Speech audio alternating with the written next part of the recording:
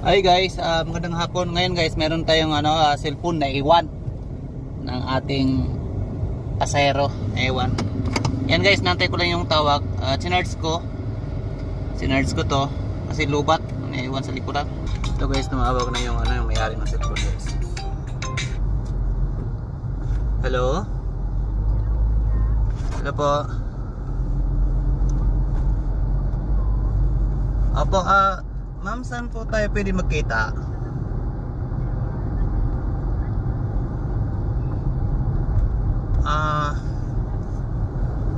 Kasi kanina po nag-attend ng tawag niyo ma'am, yung cellphone niyo lubat po kasi. Ngayon ma'am, mamaya na lang siguro ma'am pagka kasi matraffic pa ngayon dito kasi ako sa party ng Pasig. Okay po, thank you po. Thank you. Yun na guys, tumawag na mayari sa cellphone.